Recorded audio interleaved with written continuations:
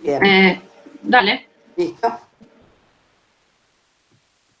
Bueno, entonces, hoy lo que vemos hoy es el romanticismo francés, que, digamos, en cuanto a lo cronológico, es el más tardío, pero también, sobre todo en lo que es la pintura, es el que despliega, digamos, más características y el que forma una escuela, digamos, hay una corriente en la pintura de romanticismo en Francia, mientras que en Alemania, por ejemplo, que tenemos una aparición temprana y que tenemos filósofos que van a aportar las ideas más importantes que dan inicio al movimiento romántico, por ahí se trata más de un artista aislado, como Friedrich, y es más tarde, luego sí va a haber también tendencias románticas, pero no, digamos, no tienen el desarrollo de una escuela pictórica enseguida, como va a pasar en el momento de la década del 20 en Francia. Estamos avanzando en el tiempo cuando ya hubo manifestaciones de movimiento hacia el romanticismo y dejar de lado el clasicismo, como por ejemplo también en Inglaterra la obra de Turner, que estuvimos viendo sus inicios, pero fíjense que para llegar a estas obras más tardías estamos ya en paralelo a la década del 20 que va a significar el romanticismo en Francia. Acá ya, bueno, es una obra del 40, pero Turner viene pintando en un principio todavía sin una plenitud de despegue de lo que es la pintura romántica, y cuando se rompen ciertas, digamos, ciertas tradiciones pictóricas, está ya formado el romanticismo también en Francia. Que, por ejemplo, acá yo les pongo, vamos a empezar a ver a Theodore Géricault como ejemplo, que también es el artista con el que comienza el capítulo de Rosenblum y Janson, el segundo capítulo que tienen ustedes, que es el que va de 1815 a 1848, o 1830, perdón, la primera apartado, ¿no? O sea, vimos 1776, 1815, el segundo capítulo va a empezar a trabajar la figura de este pintor del romanticismo francés que fue Theodore Géricault. Acá yo les pongo una obra para empezar a ver esta relación del romanticismo francés con los otros romanticismos en Europa, pero que, bueno, que si bien tiene un gran tratamiento del paisaje, o sea, el paisaje ocupa una gran porción del cuadro, por el otro lado, tiene las características que va a tener el romanticismo en la pintura francesa, que es que hay una vuelta a la narración, al relato literario, aunque no de las fuentes clásicas como en el neoclasicismo, pero mantiene en muchos casos un relato literario, o vamos a ver que está la representación de sucesos, de acontecimientos, y también Géricault, o sea, acá está contando la escena del diluvio, pero también ese supuesto relato bíblico eh, también incorpora, digamos, toda la problemática humana, las figuras humanas. Entonces, Acá hay una predomina el pregunta. paisaje, pero no del modo en el que lo hace en el romanticismo inglés, la pintura de Constable, la pintura de Turner, o incluso en las obras de Friedrich, donde esos personajes están casi a la par de esos paisajes reflexivos y esos paisajes agobiantes. La naturaleza y los seres humanos están como en una relación más de tensión, pero pareja, digamos, de predominancia. En cambio, en el romanticismo francés, la representación de escenas, ya les digo, de relatos, y de la figura humana tiene una predominancia que es diferente a la que tuvo en las otras regiones. Entonces, Silvia, perdón, si Juliana bien sí, pregunta si coincide con el Marqués de Sade la aparición del romanticismo, de los escritos del Marqués de Sade, la aparición del romanticismo francés. En realidad creo que ya había mira, ¿a empezado, quién era contemporáneo Sade? Que siempre lo decimos, pero nunca me acuerdo. porque se Ahora se me habla fue, que decimos siempre que es contemporáneo. se habla de que en el siglo de la razón, Eco decía algo así como que en el siglo de la razón, es decir, que es un siglo que es también muy contradictorio, mientras está la razón o las búsquedas libertarias coinciden con bueno, con las imágenes de Sade, Eco creo que lo nombra, las imágenes es decir, de Creo que este, es contemporáneo a Goya, ¿no es cierto, Sade? ¿No tiene casi los mismos años de vida que Goya? y Goya Muere en Si no me 1814. equivoco. Sí, porque Goya muere en 1825, me claro, parece. por el Pero sí, por Y eso, Sade, porque en Y Sade en 1814. 1814, claro. Sí, es más coincidente más con el claro, bueno, pero por neoclasicismo. eso, porque en realidad digo, claro, no es que veamos o sea, lo que Sade es como un personaje que queda, digamos, oculto, no marca una tendencia hasta más entrado el siglo XIX que se lo recupere. Sí es como sintomático, ¿no? Que esté un Sade que en el medio de un movimiento de la ilustración, el racionalismo, la revolución, en paralelo tenés como ese personaje así disruptivo y completamente contradictorio, sí, y crítico. Pero no está criticando a la sociedad, sino que está abriendo un camino paralelo, que es el de su literatura, sin que le importe, digamos, lo que opinen. O bueno, sufriendo las consecuencias. Pero el romanticismo no está mirando a Sade, aunque sí es heredero, digamos, de la caída del gran ideal de la ilustración y también de la caída del gran ideal que fue la Revolución Francesa y Napoleón y su gobierno, digamos. Es como que vamos a ver que hay formas en que se le recrimina a Napoleón y como que ya no se cree en esa heroicidad que se defendió con el neoclasicismo en Francia.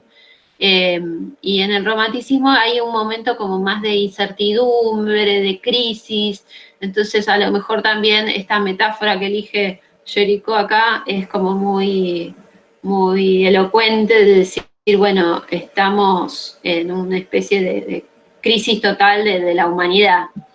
Eso es un poco sí el sentimiento, pero no lo relacionaría directamente con Sade. Aunque sí, bueno, Sade digo, es más habla más de las contradicciones del movimiento de la Ilustración que de lo que va a ser el romanticismo en sí.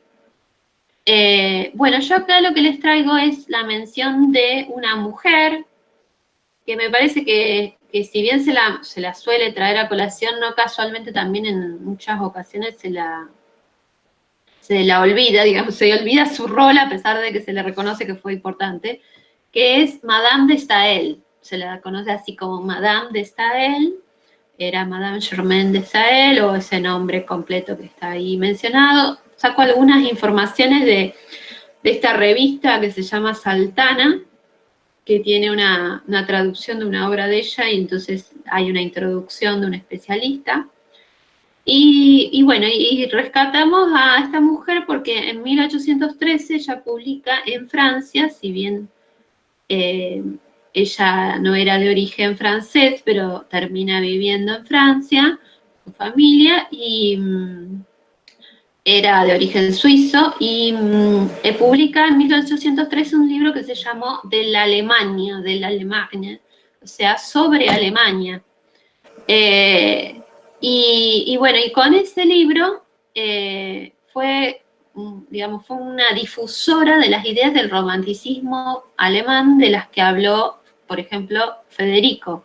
Digamos, todo esto que vimos de los desarrollos de Schlegel, de Schelling, o sea, los va a difundir en Francia Madame de Staël. Y por eso también, como no retraso, sino como la diferencia temporal, es como que hay una expansión de esas ideas que llega y que esta fecha, si vemos las obras del romanticismo que vamos a ver ahora, las fechas coinciden con una resonancia de este texto que va a ser tan importante.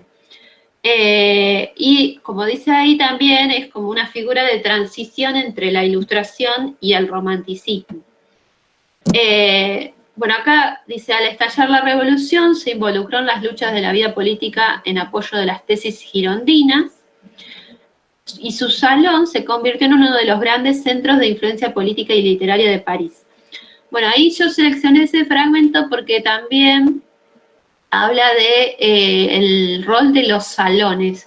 O sea, tenemos dos tipos de salón. Uno es el salón oficial de la corte, que es una exposición anual, donde las obras que se exponen puede ser bimestral, anual, depende del momento, después también vamos a ver ese tema, pero esa es la muestra oficial de arte, que, bueno, después lo vamos a retomar. Y otros son los salones, que eran una costumbre de la aristocracia, que era recibir en su casa y armar una especie de evento, ¿no?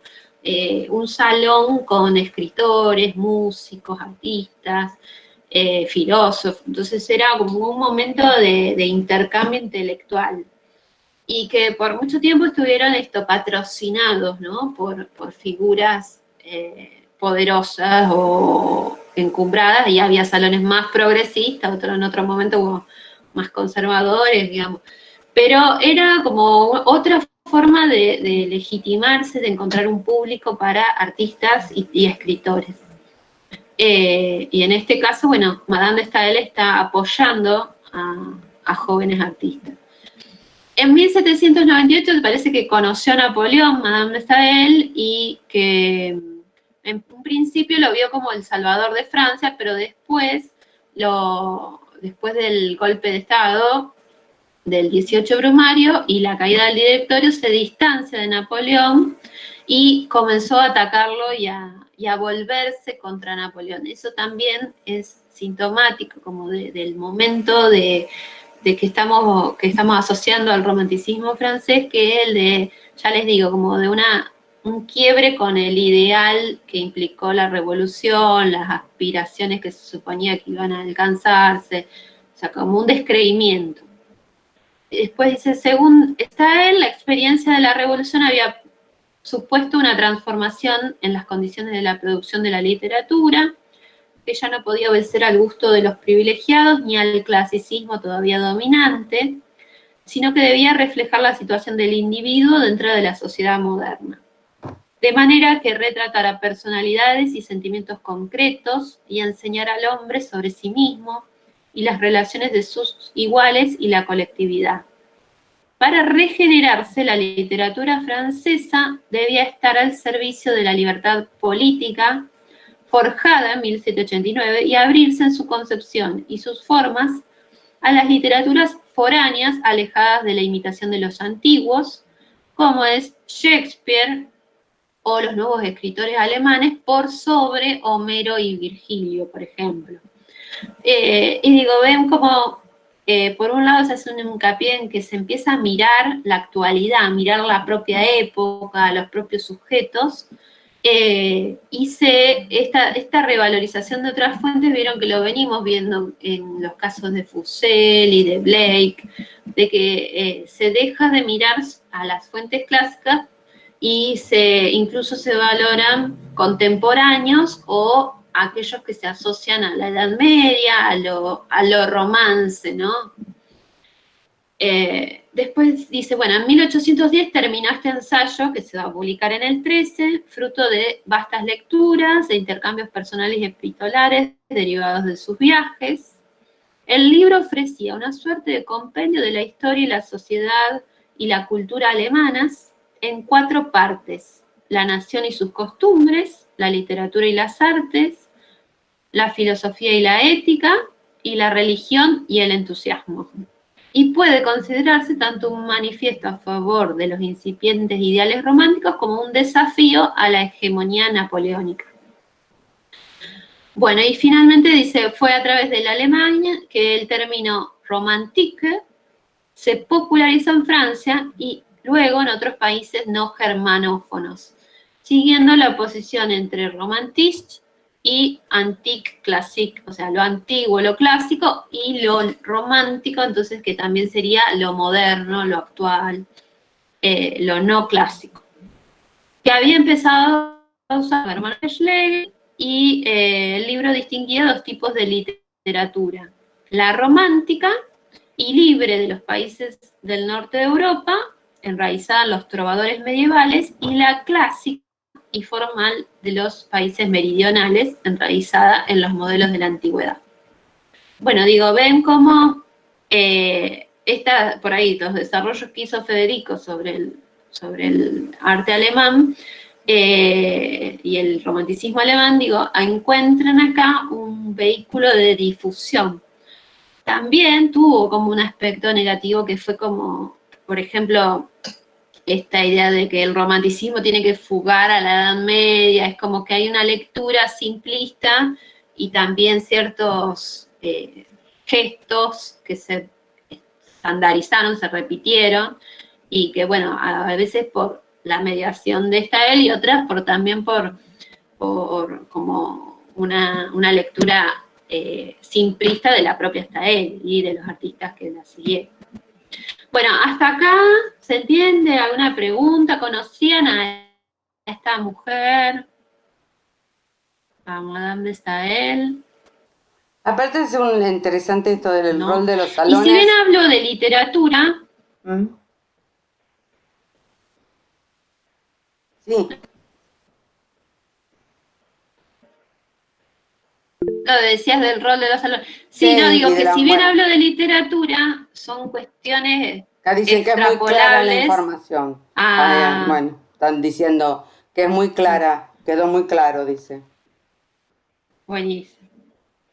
No, digo, y esto, si bien yo hablo de literatura, en el fondo se trata como de criterios estéticos que se expandieron.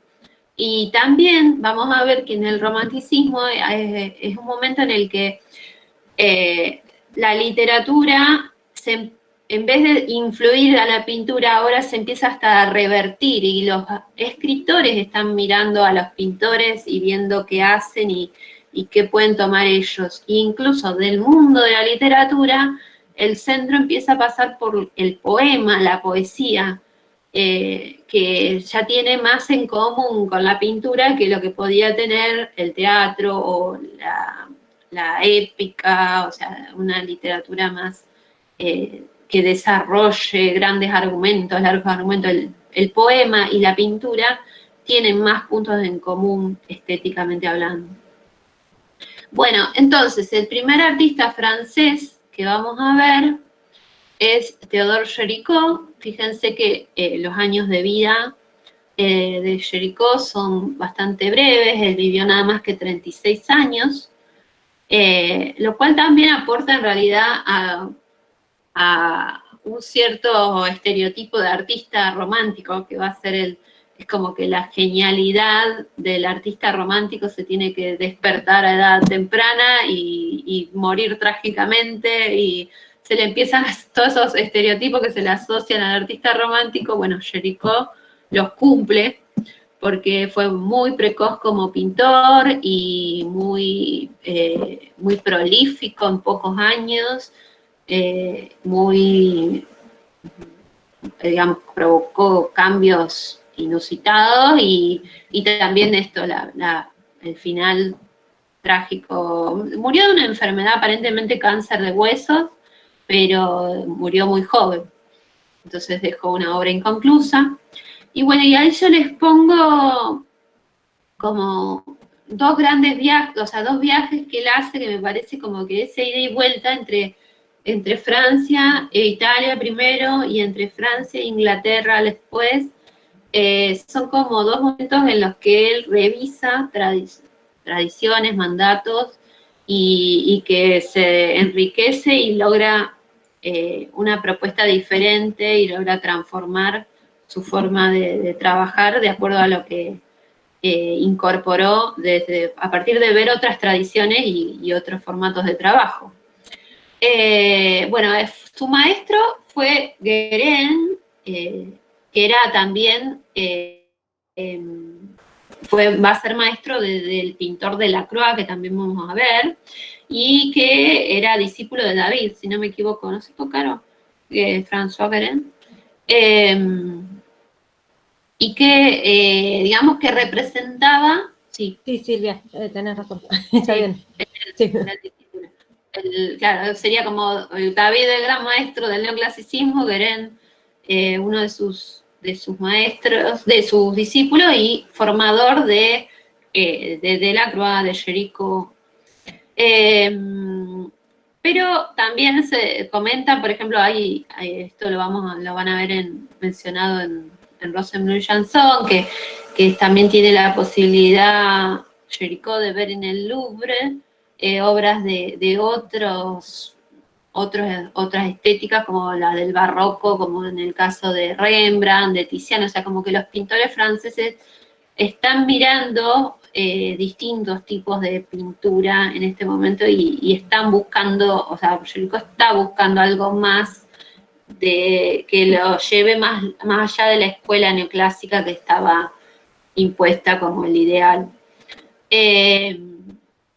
Y si bien en un primer momento, por ejemplo, tenemos este tipo de retratos oficiales y que nos recuerdan ese Napoleón pintado por David, con el caballo encabritado, digamos, y toda la pompa oficial del retrato de aparato, a medida que avanza el imperio napoleónico, ya les digo, se percibe esta desilusión, sobre todo el hecho de que se hubiera convertido en un nuevo emperador, ¿no es cierto?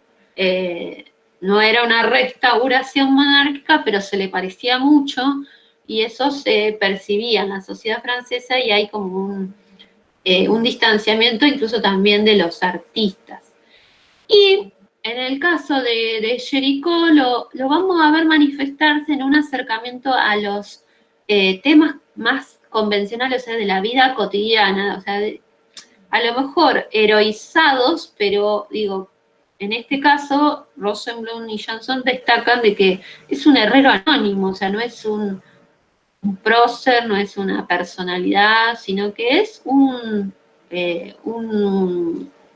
obrero, uno tiene un oficio, y sin embargo con ese mismo tipo de caballo así enardecido, o sea, hay una tensión y una heroicidad de ese personaje.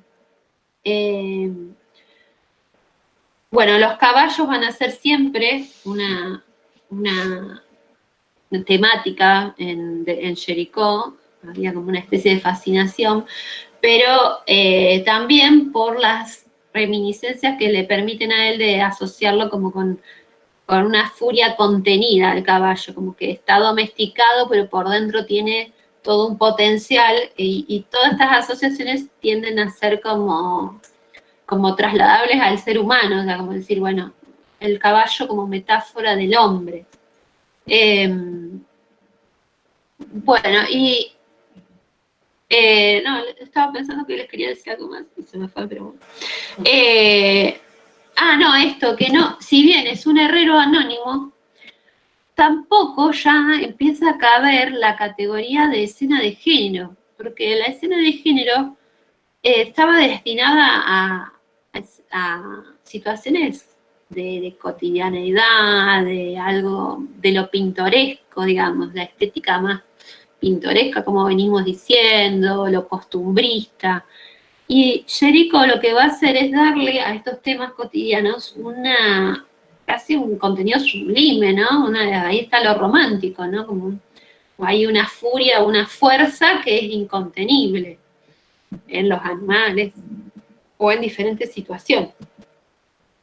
Bueno, y ya les decía hoy que entre 1816 y el 17, si bien no pudo viajar con el premio de Roma, con el gran premio de Roma que daba la Academia, no se lo dieron, viajó por su cuenta a Italia, y un poco ahí se dedicó tanto a estudiar a los maestros como Miguel Ángel, el Renacimiento, como también a prestarle atención a las costumbres, a la vida cotidiana.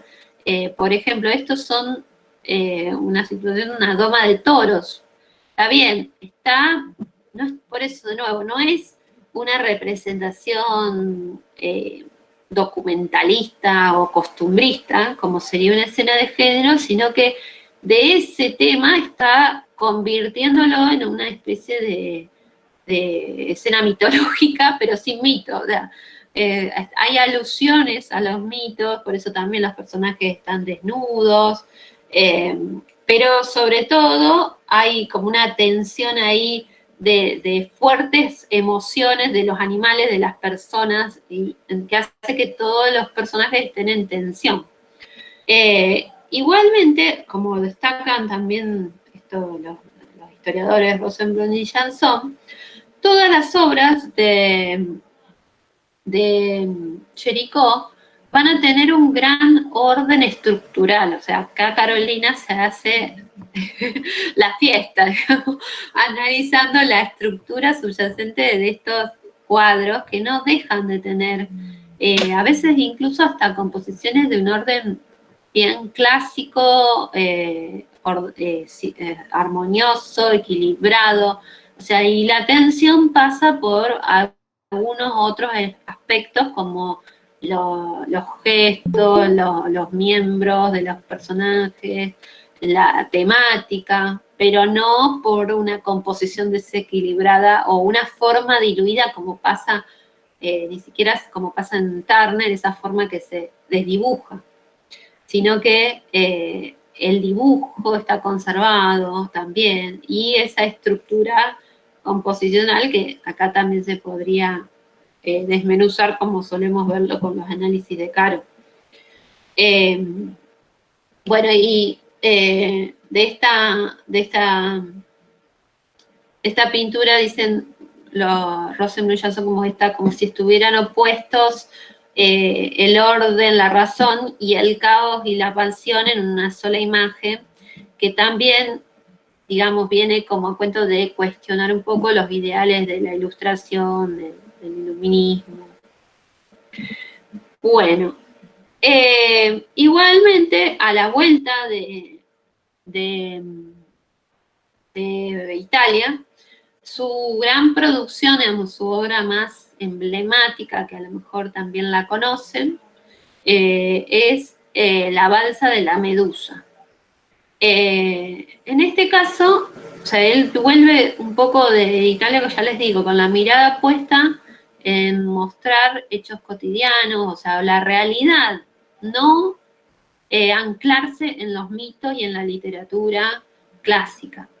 Entonces toma de un suceso contemporáneo que fue el naufragio de un barco que se llamaba La Medusa, en el cual, bueno, se supo que como los botes salvavidas no alcanzaban para todos los tripulantes, el capitán termina abandonando a un grupo de gente en el mar, y estos pocos se salvan con apenas una balsa, logran ser rescatados.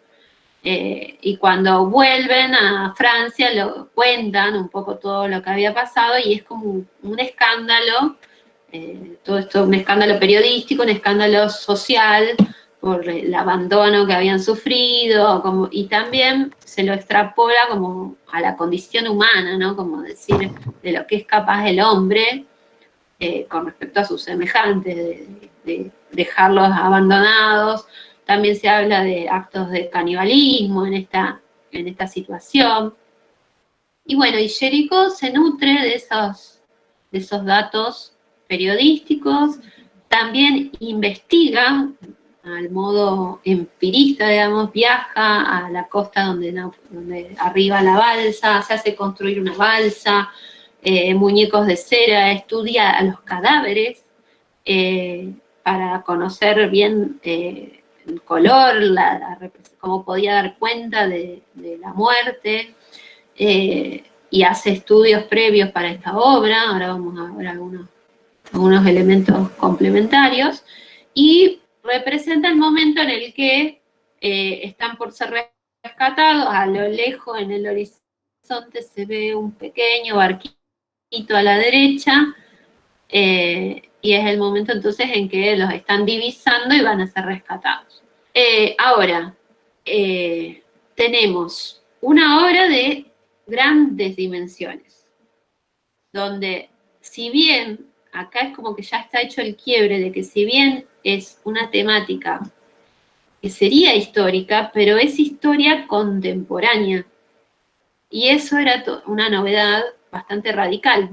¿Qué caso vimos parecido? A ver si se acuerdan.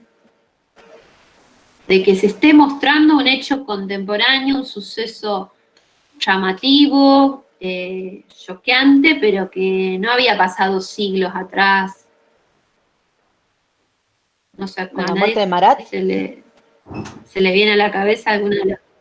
¿Con la muerte de Marat? Bueno, la muerte de Marat es un caso, sí, es un caso. Y otro que vimos también es el del tiburón, la obra de Watson y el tiburón de Coipel. ¿Se acuerdan? Donde él había sido atacado por un tiburón y se hace representar en ese momento en que lo están también rescatando. Son todos antecedentes que son excepciones. ¿Mm? Y acá Jericó también viene a ser como un innovador en ese aspecto. Después, la balsa de la Medusa también tiene en un primer plano a los cadáveres. Es algo inusitado que se muestre una temática tan desagradable, tan choqueante, algo que, como venimos diciendo, recuerdo a los ideales aristotélicos, no es digno de ser representado. Una imagen fija el elemento, el suceso, lo fija, las características de estos cadáveres, entonces permanece, es muy fuerte para digamos, lo que se planteaba es que yo puedo narrarte una muerte, pero no va a ser tan impactante y desagradable como mostrarte un muerto. No sé si hay diferencia. Digo, ese era el criterio. Manejándose en las ideas de Aristóteles, se solventaba ese criterio, se sostenía ese criterio. Y acá, Jericó elige ponerte en primer plano a los cadáveres. Son 5 cadáveres y 15 supervivientes los que están representados. La mitad de los supervivientes está casi muerto también, ¿no? O sea, vitalidad y vida, algunos pocos están acá en una posición así de vitalidad. Silvia, También fíjense este es el color, sí. porque él hizo varios estudios de esta misma, inclusive estudios previos, y hay como versiones de distintos colores, sí, que yo no sé si esto es un estudio previo, y No, este es el definitivo. Por ejemplo, este otro, ahí cambió. ¿Sí? ¿Se cambió? Este es Es un un estudio. no es una de las versiones más acabadas.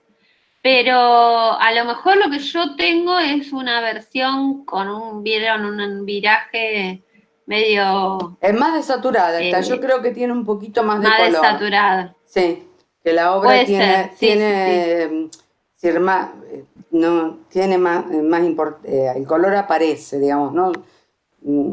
Sí, Acá está como en sobre todo valores en casi. el manto.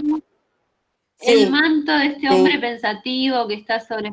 Es verdad, sí, yo no lo sí. controlé a eso, Y porque el esta la color tenía ya incrustada. de la piel, digamos, para que parezca, ¿viste? Para, de los cuerpos, de los cadáveres, porque así también da lo que produce es mayor.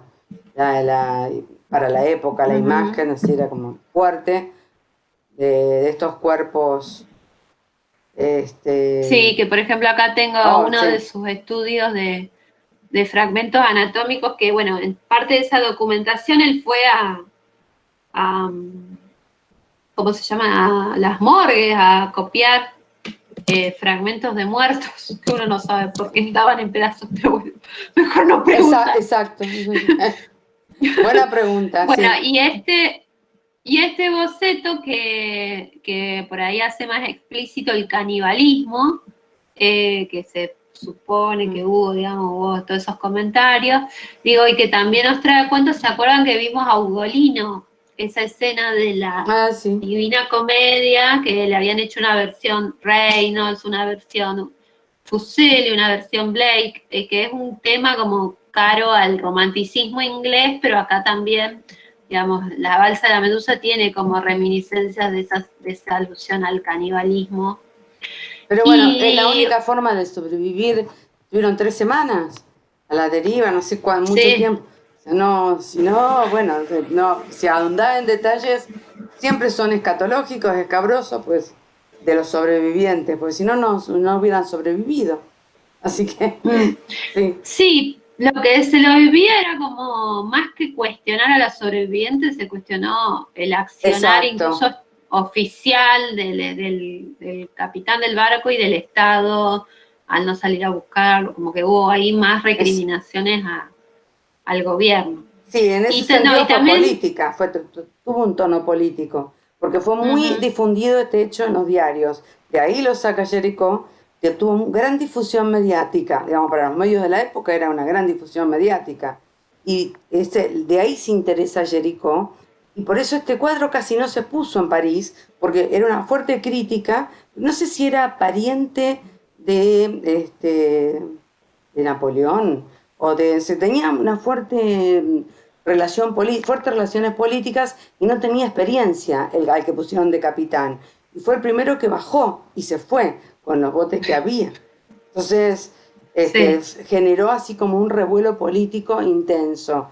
La obra la llevó a Londres para mostrarla, Jericó. Sí, de ahí el viaje que yo señalaba a Inglaterra, y también ahí le fue mejor, digamos, tuvo éxito en Londres y en Escocia la expuso. Y, y ¿cómo es? Y también esa estadía en Inglaterra le permitió conocer a Constable, y conocer la forma en que estaban pintando, desde una mirada empirista, los pintores ingleses, que se ve que era algo que a él ya le interesaba también para, para mostrar. Acá están Y no, compartiendo, pero en el chat que compartiendo. la otra versión, Sí, de la imagen para que se ve, comparten el link, acá en el chat está compartiendo un link a otra versión de la sí, imagen. En realidad sí, de donde saca la imagen tiene un color distinto, así que sí. sí, yo ese no lo controlé, la verdad, por ahí porque me gusta, Te gusta el pero color por el tema parece como que pega. Pero, y aparte porque, bueno, como agregué otras, pero esa ya la tenía, entonces Sí. no controlé, la verdad. Pero sí, Acá suele pasar dicen, con, hay obras con las que pasa es muy fácil que te pase que tengan variables enormes y que cambie la percepción. No, lo que no quería dejar de decirles antes de pasar a otras es la fragmentación de los cuerpos en primer plano, como se observa en esta obra. O sea, que a este de la derecha le falte la cabeza, o sea, no es que la imagen está incompleta, eso sí, sí, en la está pintura. planteada así la composición, o sea, eh, Sí. en la pintura. Entonces, si bien es uno solo, es como que ya, o el extremo izquierdo de la balsa, ya esa completitud que decíamos, que me lo habían preguntado incluso cuando hablábamos de la unidad de la obra y veíamos la obra de los Horacios, decíamos, fíjense que no queda nada por afuera, está ordenado todo en el centro. Y si sale algo, tiene que ser muy secundario, o sea, un personaje muy secundario. Acá eso ya también se empieza a resquebrajar esa norma tradicional de la pintura y empieza a jugar Jericó con lo incompleto. Breve, así apenas, pero ya se empieza a insinuar. que por ejemplo en los bocetos o en otra versión no estaba eso y el efecto es muy distinto. Incluso Delacroix posó para la balsa de la Medusa. Sí, creo que Bueno, el primer cadáver. en cuanto... Sí, Sí. sí, creo que sí.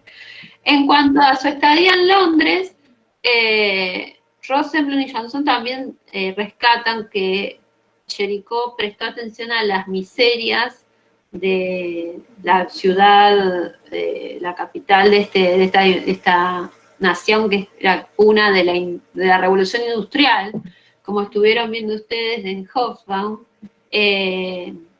Y digo, Géricault vio las miserias que acompañaban ese desarrollo industrial y en el caso del libro muestran una obra que es el gaitero, un hombre tocando la gaita. Yo puse esta otra que es un hombre en la calle, ¿no? Con un perro, un mendigo, ¿no?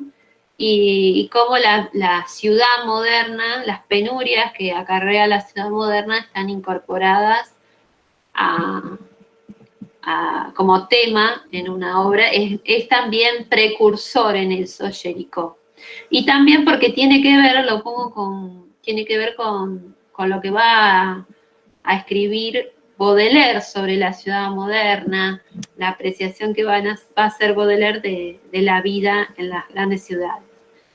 Y también vemos ese interés que tuvo Géricault por los pintores ingleses y su postura empirista, lo vemos también en los estudios de locos que hizo.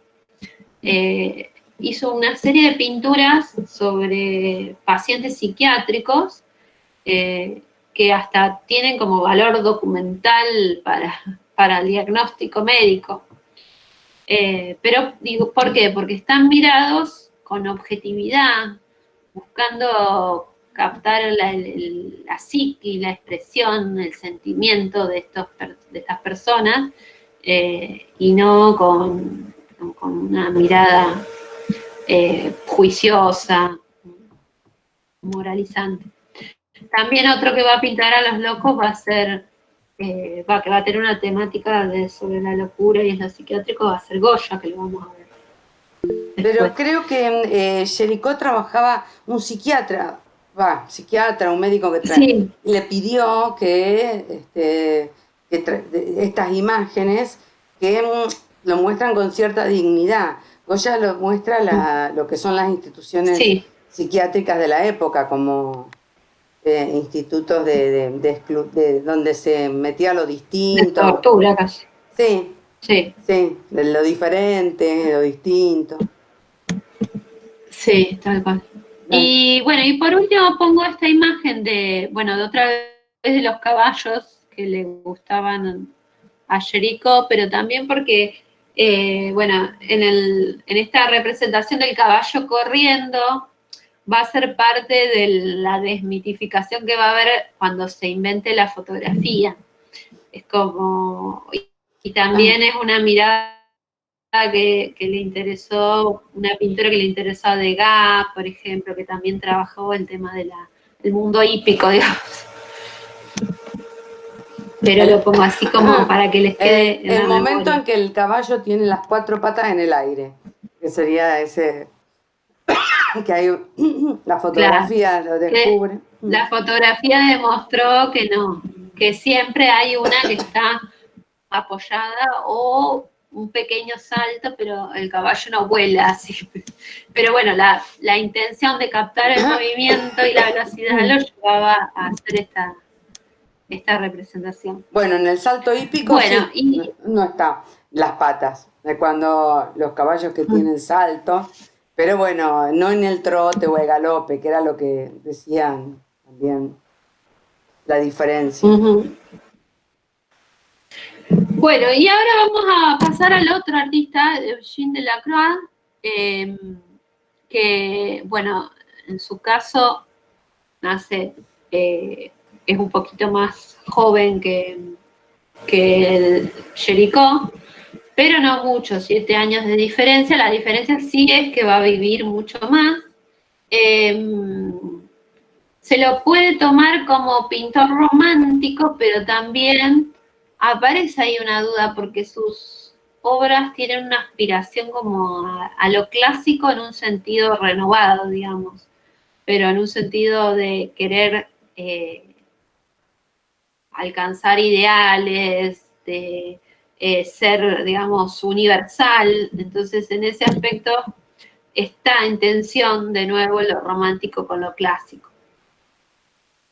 Fue alumno de Guérin también, como decíamos, de Géricault, y Géricault incluso es como que es una influencia para él porque también, al ser tan precoz, era como una referencia a seguir, a pesar de que solamente era 7 años mayor que Delacroix. Bueno, en su obra, así como vimos en el caso de Blake, de Fuseli, también destacan las nuevas fuentes literarias, como Shakespeare, Dante, Goethe o Byron, o sea, poetas ya románticos, escritores del romanticismo, o estos otros que no son del mundo clásico, son los que le dan tema a sus pinturas. Cuando no, pasan por otro lado, porque no tiene que ver con una narración.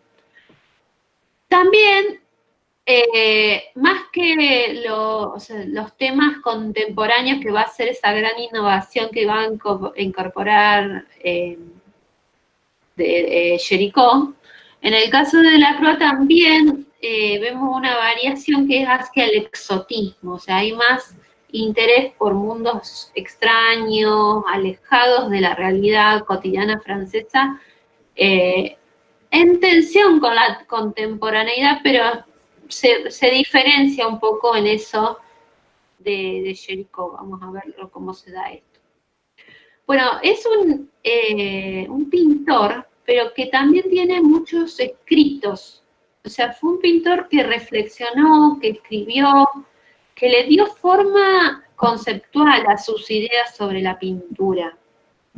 Y en esto también hay un gesto muy romántico y un gesto de conciencia, un gesto de romanticismo en el sentido de un arte más autónomo, consciente, que busca su esencia.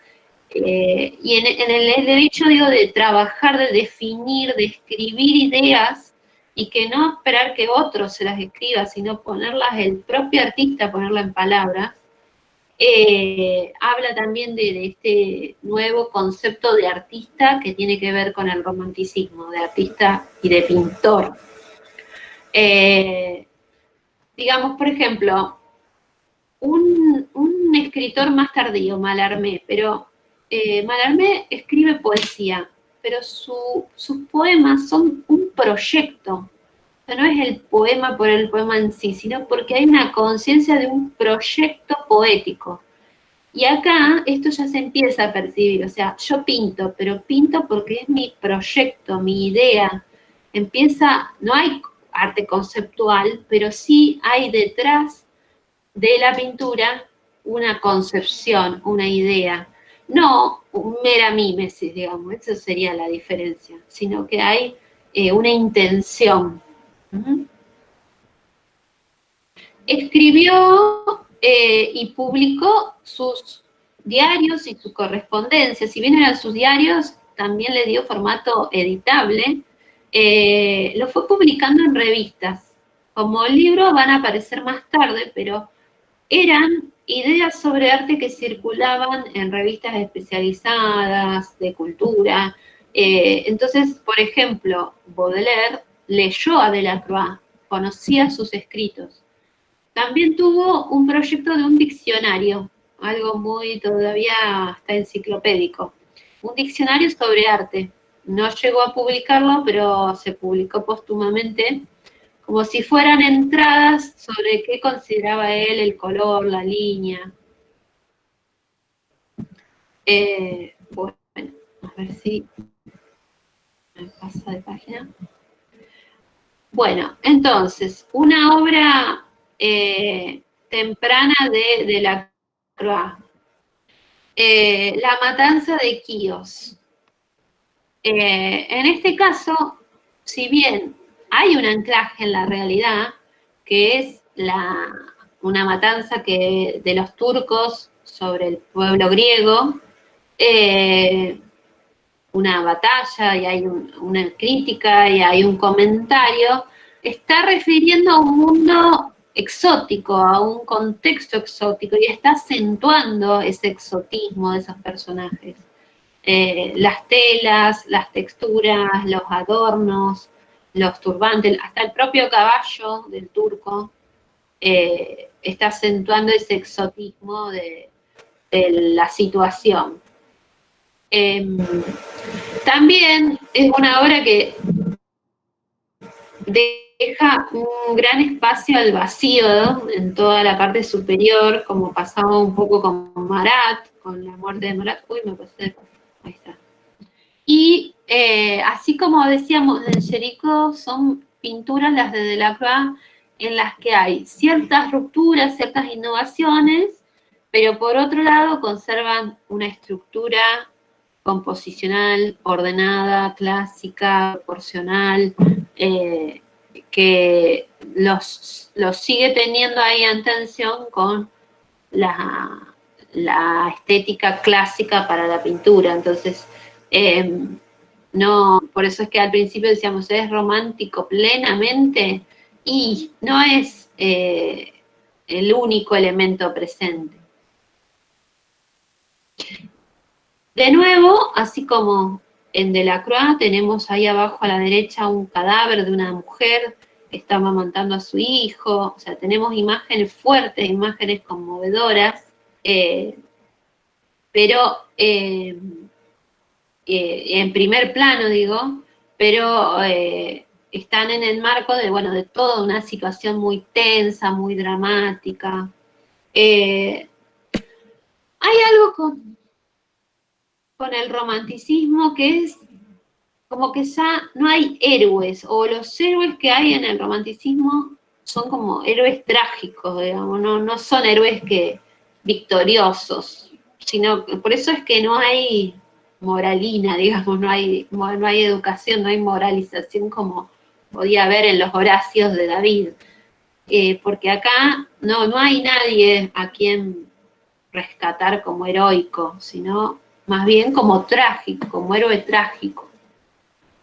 Esta otra obra de Delacroix es La muerte de Sardanápalo, que está tomado el tema de un poema de Lord Byron, en el cual hablaba de este general bizantino que al momento de ser apresado, de ser, ¿cómo se dice?, vencido, lo que él dispone es que se maten a todos sus sirvientes, a todos sus animales, y acá también están matando a todas sus mujeres.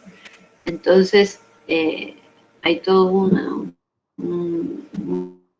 un remolino de acciones y de situaciones que tienen que ver con esa tragedia y esa muerte sin sentido al momento de ser vencido. Y, de nuevo, el mundo de lo exótico, de lo extraño, el Medio Oriente, ¿no es cierto? Incluso en un primer plano un esclavo negro, con las riendas del caballo tensionadas. Entonces, hay tensión en la acción, hay tensión en la composición, pero no deja de haber cálculo, orden, medida, un pensamiento calculado de dónde está cada elemento, de dónde están los valores altos, los valores bajos. De nuevo, ¿no es cierto? Para que desmenuzar del mismo modo que Caro hizo con las otras pinturas, como las el neoclasicismo, también se puede en el romanticismo, aunque en una primera mirada lo que veamos sea otra cosa. Bien. Porque acá me pasa en la escritura, es como que a ver si hago así. Ahí está. Bueno, y otra obra muy, muy emblemática de Delacroix es La libertad guiando al pueblo, que refiere a la revolución de 1830, que no hay que confundir con la revolución de 1848. La revolución de 1830 en Francia tiene un carácter burgués, o sea, los que impulsan sus intereses y arman una revolución contra el rey Carlos X no son los obreros, las clases bajas, sino que en realidad los que organizaron las barricadas y la convulsión de ese momento fue una clase más media, media alta, una burguesía. En cambio, la revolución de 1848 va a tener un carácter más proletario, digamos. Y el de Galera y Fusil es un autorretrato del propio Delacroix. De nuevo, el personaje de la libertad lo podemos claramente encerrar en un triángulo apoyado en su base, que hace que, bueno, ordena la composición de un modo muy visualmente dinámico, pero ordenado, y podemos también hacer diferentes análisis en diagonales, seguir los acentos de color rojo que hay, y todo eso va dando cuenta de la maestría pictórica de Delacroix para transmitir una sensación de tensión, de convulsión, de caos, pero de un modo visualmente ordenado. También no es casual, digo que en muchas de estas obras del romanticismo francés tenemos en primer plano a los cadáveres, la muerte. Había algo ahí que tenían que decir sobre la brutalidad de los tiempos que se vivían, sobre las contradicciones que despertaban esas realidades que supuestamente eran fruto de ese camino hacia el progreso, la Revolución Francesa y demás. O sea, había una percepción de esta caída de grandes ideales muy clara en el momento en que pintaba Delacroix. Y esta obra es muy ejemplar de lo que se denominaría una alegoría. O sea, porque lo que está pintado ahí no es una mujer, es una figura alegórica, engrandecida por sus proporciones, por su ubicación, es simbólica, tiene el gorro frigio, ocupa un lugar alegórico, no un lugar ni siquiera de una mujer que simbolice la libertad, sino es también, en ese aspecto, es un elemento clásico insertado en una obra romántica. O sea, en eso es donde también Delacroix trasluce sus propias contradicciones, ¿no es cierto? Bueno, hasta acá, ¿quiere alguien hacer algún comentario de estas obras tan conocidas así? ¿A qué se refiere? ¿Por qué se le ve solo un pecho? Así como específicamente, es como una forma de... Se le ven los dos en realidad. Los Lo que dos. está es Se está con cayendo esa el especie vestido. Sí. de vestido corrido. Se le ve, o sea, que se le vea un pecho, yo creo que tiene que ver con que esa desnudez de la figura alegórica y clásica, digamos, como que nos permite pensar como en una escultura más que en una mujer, digamos, en una escultura como símbolo de una diosa que en una mujer real. También, ¿vieron? Me quedó respecto de la balsa de la Medusa. Hubo una fotografía de lo que fue la revuelta en Chile sobre el monumento a... Está acá. El monumento que hay en la plaza esa de la Dignidad. Bueno, incluso, o sea, está entre las dos. O sea, son como imágenes que se vuelven icónicas, pero que me remitía por completo a estas pinturas. O sea, como cuando la realidad copia al arte. Una cosa así. O sea, como que hay algo de lo que lograron condensar estos artistas, de lo simbólico de esos momentos así de gran convulsión y de tensión. Aparte de Delacroix, si bien lo veía por la y acá atrás ventana, lo que se ve es Lo la vio. Catedral de Notre Dame. Claro, él lo vio todo, es decir, vio las revoluciones de Sí. la Croix. La vio desde la ventana porque él no participaba políticamente, pero él fue testigo de las revueltas y de la insurgencia popular. En la del Sí. 15, bueno, en la Después del otra cosa 30. que se produce, sí, otra cosa que se produce en esta pintura es una gran fragmentación del espacio, me parece a mí. O sea, este espacio no tiene una perspectiva lineal, geométrica, porque si no, no podríamos, digamos, percibir los distintos planos si se respetara esa perspectiva. O sea, y por algo también recurre a estos como especies de nubes de polvo para ensamblar un espacio con otro. O sea, esa ruptura espacial también me parece a mí significativa en esta obra.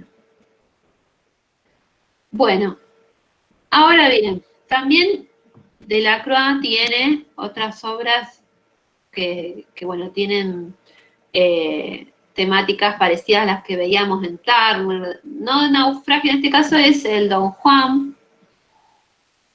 A ver si me permite correr esto. Yo tengo un cartelito.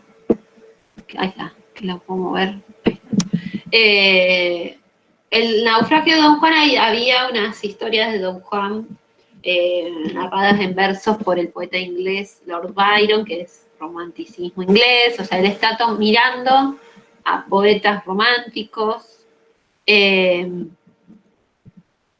ver.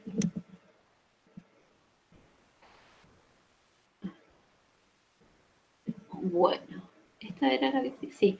Y, o por ejemplo, también tiene obras que están hechas para murales. O sea, en el final de su vida, Delacroix empieza a recibir encargos oficiales.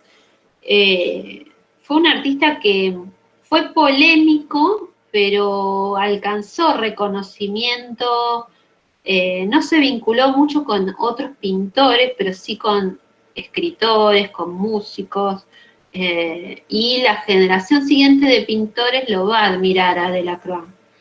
Y después tenemos esta serie de pinturas que son para una iglesia, los murales de una iglesia, donde de lo que va a hablar él es el tema, está el tema religioso, pero su tema detrás, si uno ve los comentarios que él hizo sobre estas pinturas, es el color, la interacción del color y la línea, la pintura, la interacción entre los rojos, los verdes. O sea, lo que le interesa son elementos pictóricos, como que de a poco Delacroix pudo también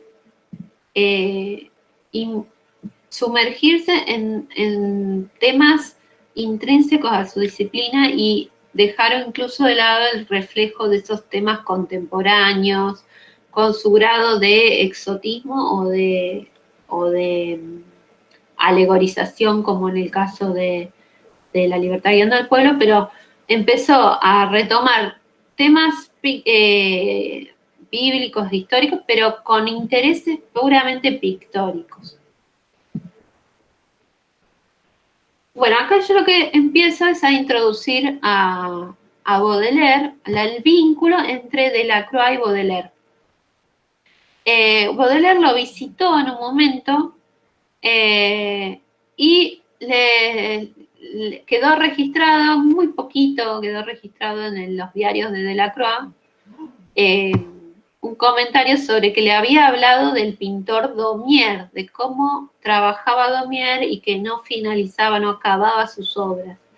Después también hablaron en común de un socialista como fue Proudhon. O sea, le quedó ese registro a Delacroix de Baudelaire, el crítico, que era en ese momento un joven crítico de arte. En ese momento que lo visita, él dice: yo estaba pintando una pequeña figura de mujer a lo oriental.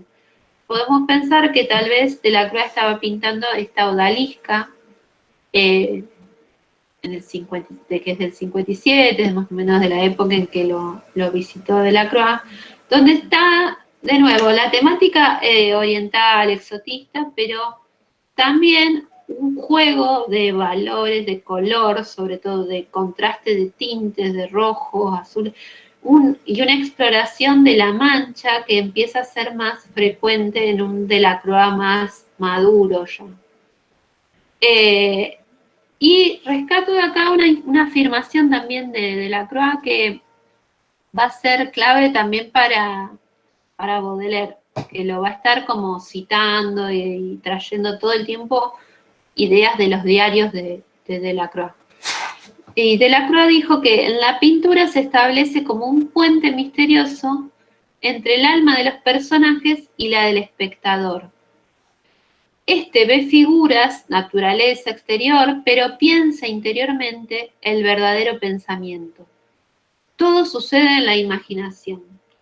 Justamente las ediciones de los diarios de Delacroix toman esta metáfora y dicen, se llaman el puente de la visión, porque es como una metáfora muy frecuente en él, muy fuerte, como que con la vista yo tiendo un puente entre el que está mirando la pintura y el espectador. Y el puente en realidad pasa por la capacidad de imaginar, ¿no? Por esa facultad.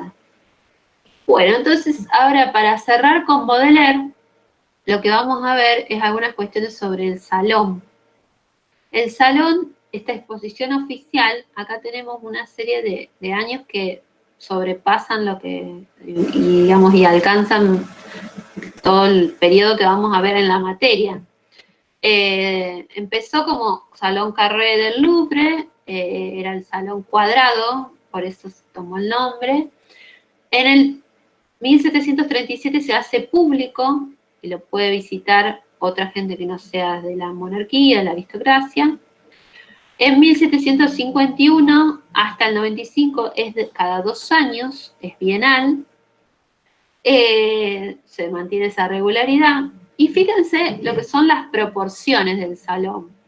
Mediados del siglo XVIII se imprimían 7.200 catálogos, o sea, yo voy redondeando, ¿no? Pero catálogos que acompañaban a la muestra con información de qué obras estaban expuestas.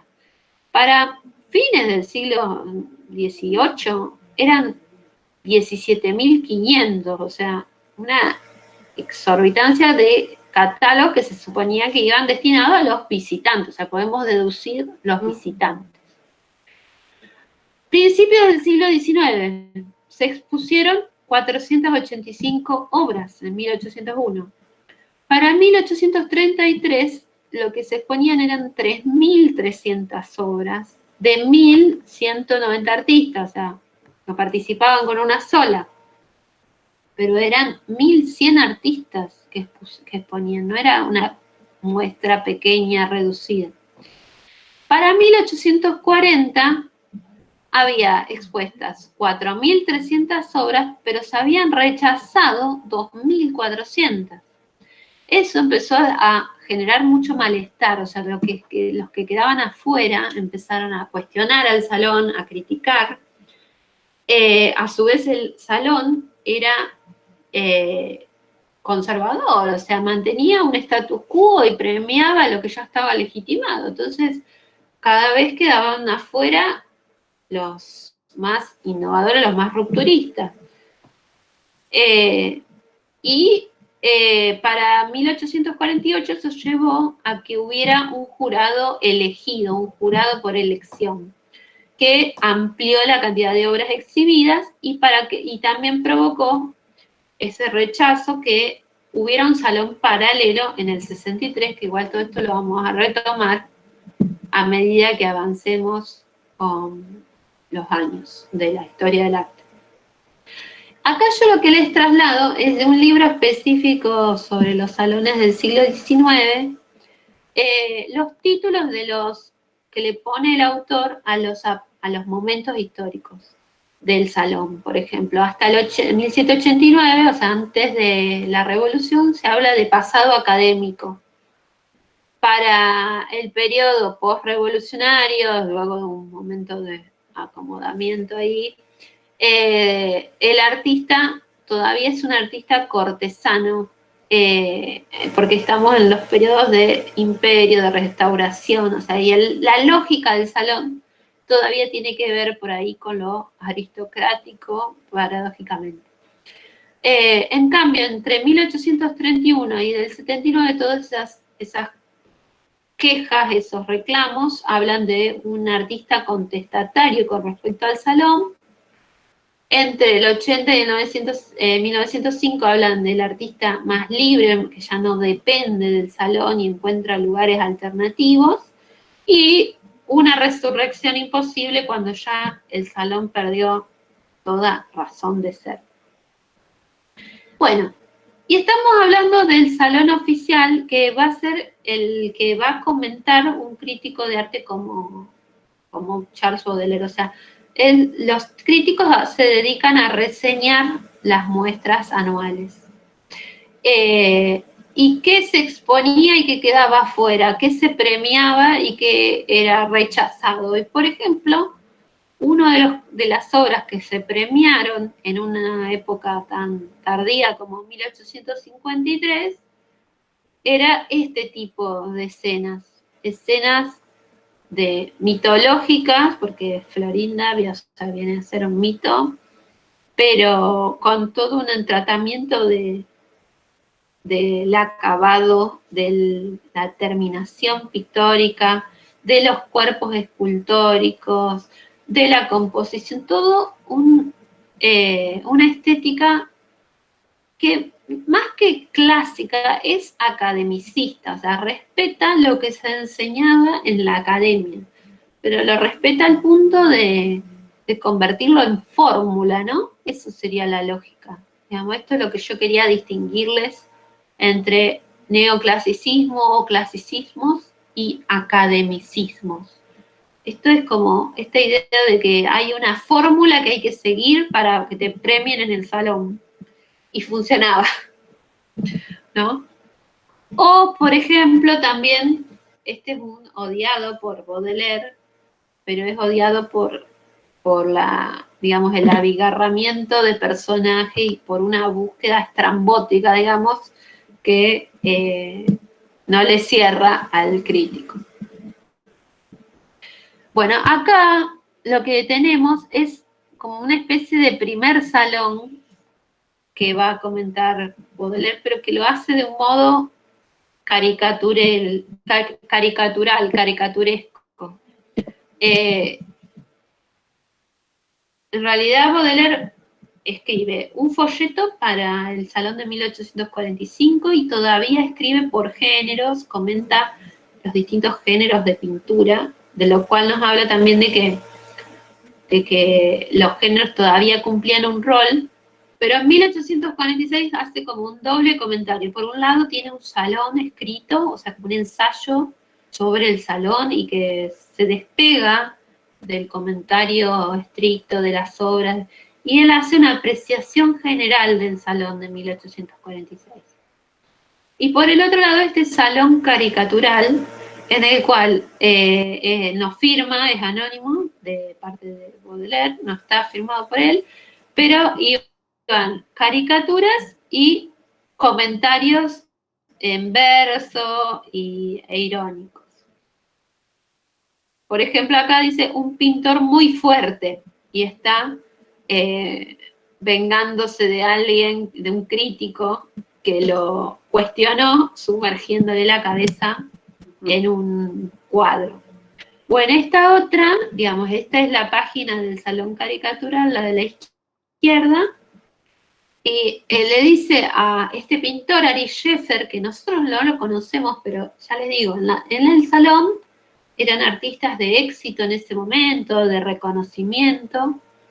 No son de los más conocidos, pero son nombres que quedaron en la historia por el rol que cumplieron dentro de esa institución.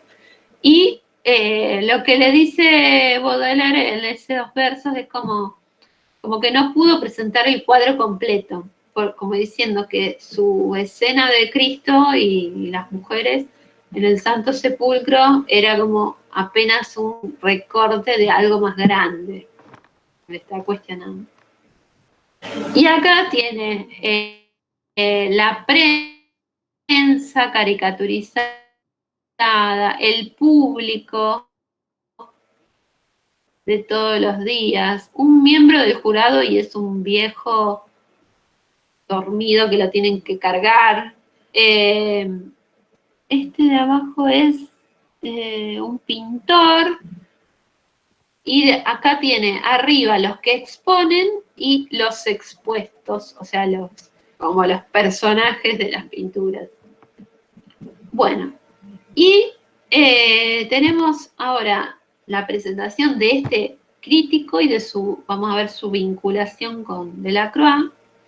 Baudelaire vivió entre 1821 y 1867, o sea que sí es más joven, mucho más joven que Delacroix, que de Géricault. Ya estamos en una generación posterior. Yo les menciono ahí 3 conceptos con los que Benjamin va a resaltar la figura de Baudelaire. Él va a hablar de digamos, el análisis y el uso que hace para sus poemas y para sus escritos y para su propia vida del mundo de la bohemia. Lo va a vincular con la figura del flaneur, el flaneur que es como una especie de paseante en la gran ciudad, y con la noción de modernidad. Yo hoy como que vamos a ver a Baudelaire en relación a Delacroix.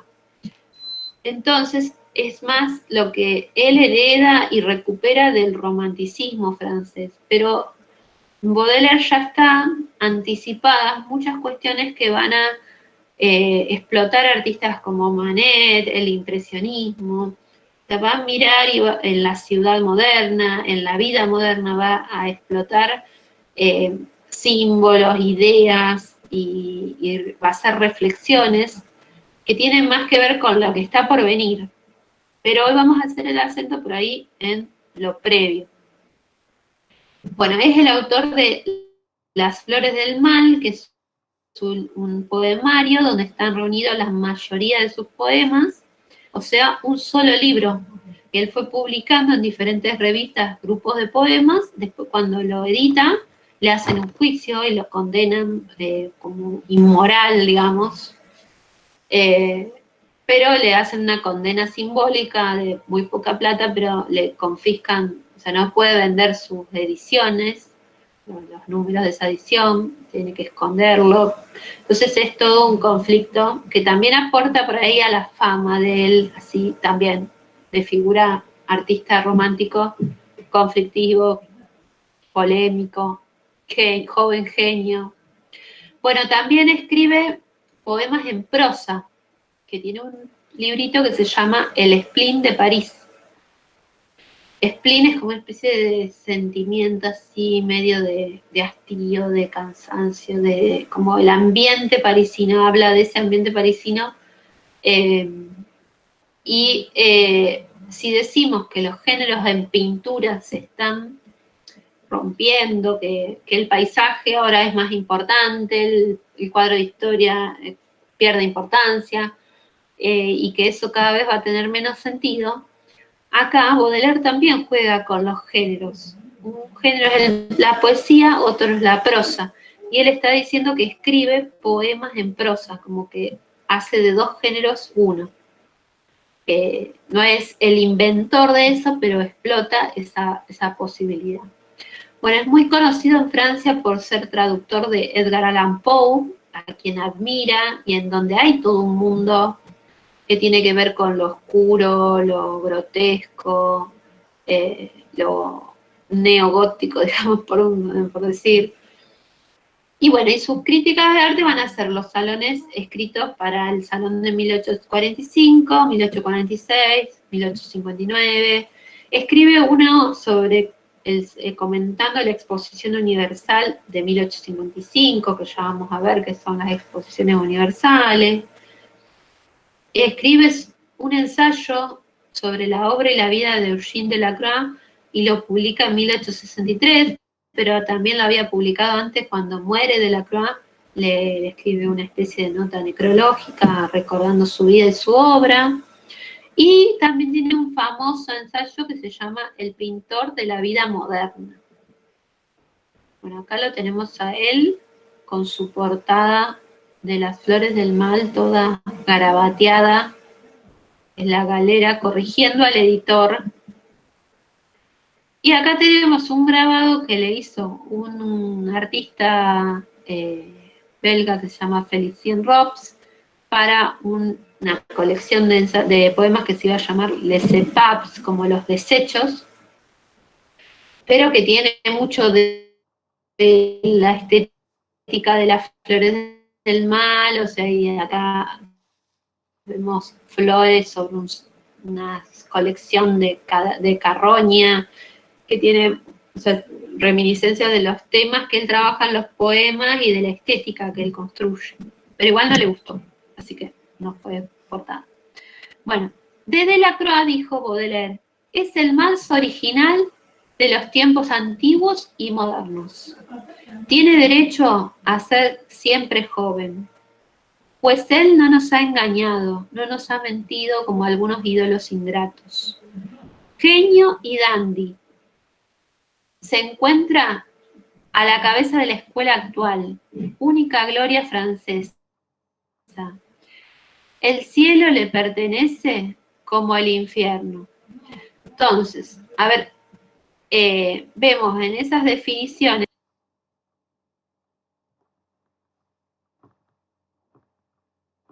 Silvia, se dejó de escuchar en este momento. Ahora sí. Ya está. Ahí volví. Volviste. No, sí, lo silencié para pedir, no sé si se escucha, pero tengo un adolescente jugando a los gritos, paré de ponerme. No se escucha. Entonces Sí, algo se le escucha. bajé el tono. Algo se escuchaba. Entonces, encima juegan al Minecraft, por favor. Las nuevas generaciones. Bueno, entonces, digo, Delacroix, la joven generación, digo, Baudelaire con respecto a Delacroix, la joven generación, él lo mira a Delacroix y lo ve como atemporal, como que tiene de lo antiguo y tiene de lo nuevo, está rescatando eso, como, o sea, cuando venimos definiendo el romanticismo, siempre decimos que es esa diferencia con lo antiguo. Pero ustedes en los textos del trabajo práctico 1B, sería el 2, veían que Marshall Bellman decía como, bueno, es moderno lo que termina siendo clásico, ¿no es cierto? Decía algo así. Y en Baudelaire eso, o sea, Baudelaire va a ser el que haga esa definición, como de que sí, vivimos tiempos nuevos, pero estos tiempos están destinados a ser clásicos, a universalizarse, digamos. Pero hay que estar con lo actual, no con lo antiguo. Y Baudelaire está rescatando esto, como que la genialidad de un contemporáneo suyo. Como que no hay que mirar a grandes maestros, hay que mirarlo a Delacroix. A ver si paso. En el Salón de 1846, Baudelaire da una definición de romanticismo. Él dice, para mí, el romanticismo es la expresión más reciente, la más actual de lo bello. Quien dice romanticismo, dice arte moderno, es decir, intimidad, espiritualidad, color, aspiración al infinito, expresados por todos los medios que contienen las artes.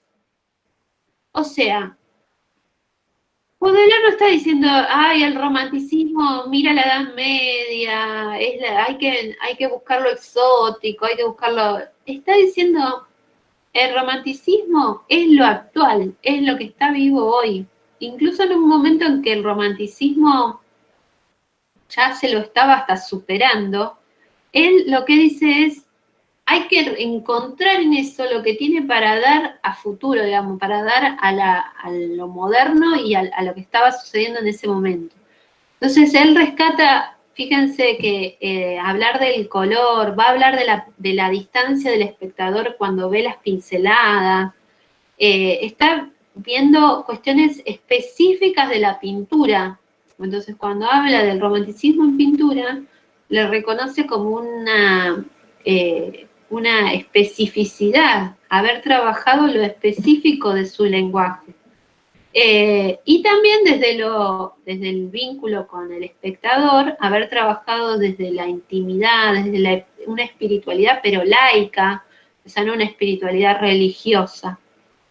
Y todas estas reminiscencias hacia el infinito tienen mucho que ver con esto que decíamos de la imaginación, del rol que hay de que este arte quiere resonarle al espectador en su imaginación, no darle un espejo, una copia de lo real, sino darle imágenes sugerentes, hacerle trabajar otra facultad que no es la razón, sino la imaginación.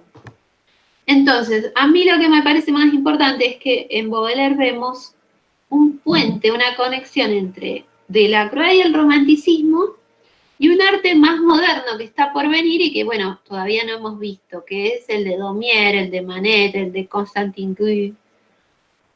En el romanticismo identificó el núcleo de un cambio irreversible con respecto a la tradición clasicista. Fue capaz de ver cuál sería la herencia que dejaría al arte moderno. Y en lo moderno, sobre lo moderno va a decir que todas las bellezas contienen, como todos los fenómenos posibles, algo de eterno y algo de transitorio, de absoluto y de particular. La belleza absoluta y eterna no existe, pero hay un elemento nuevo y es la belleza moderna. Baudelaire define la palabra, usa por primera vez la palabra modernité, que en los textos del trabajo 2 ustedes tenían mencionado a Jauss, Hans Robert Jauss, y la búsqueda que hace del concepto de lo moderno. Y bueno, son autores que rescatan a Baudelaire porque fue el primero que dijo la modernidad como época. Y la definió como lo transitorio, lo fugitivo, lo contingente, la mitad del arte, cuya otra mitad es lo eterno y lo inmutable. Ahora bien, nosotros tenemos como naturalizado lo fugaz, lo rápido, lo que pasa, la búsqueda de lo nuevo. Ahora, en la situación de Baudelaire, en el momento de Baudelaire, es innovador decir que hay un valor ahí, porque el valor siempre estaba en lo clásico, en lo eterno, en lo universal, en buscar algo que no dejara de tener valor, que fuera inmutable. Y Baudelaire les dice a sus contemporáneos, no, hay algo de valor en lo que cambia, en lo que se transforma, en que hoy nos vistamos de negro y mañana de rojo y mañana de azul. Si hoy nos vestimos de negro, esto es lo bello. Algo así les está diciendo.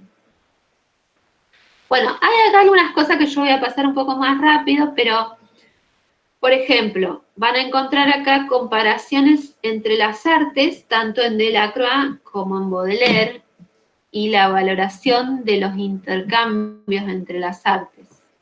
Por eso, Baudelaire escribe poemas inspirados en pinturas, así como Delacroix escribe inspirándose en Dante en un poema. Baudelaire ahora escribe inspirándose en Delacroix. Esto es algo muy frecuente en los pintores románticos, en los escritores románticos, inspirarse en pintores y no solamente los pintores en escritores. Después van a encontrar acá referencias al color. Delacroix es pionero también, y es parte de su valorización de su disciplina, la pintura, valorar el color. Fíjense que acá yo señalo a Gevrel, que lo mencionaba Caro la semana pasada, porque empezamos a ver la resonancia de las ideas de Gevrel que se publicaban en Francia en 1824. Las escribió antes, pero aparecieron en unas ediciones en el 24. Por ejemplo, en esto que dice, la ley general es cuanto más oposición, más brillo. Y en los dos Baudelaire toma de Delacroix y habla elogiando el color y valorizándolo, y sobre todo el rojo. un color bien dinámico, bien que vibra y que buscan hacerlo vibrar con contrastes. Después, por ejemplo, Baudelaire dice sobre este cuadro que es tan armonioso pese a su esplendor de tonos que es gris, gris como la naturaleza. Hay a veces expresiones que hay que contextualizarlas. Por ejemplo, ¿por qué dice que hay gris? Porque en realidad hay una tensión entre tintes tan grande que hay como si fuera una vibración de los colores, que en la época se lo percibía como mezcla, como que no estaba claro, no había una armonía. Para defender a Delacroix, Baudelaire dice, no es que sea no haya armonía, sino que es la armonía de la yuxtaposición y de la vibración de tintes distintos.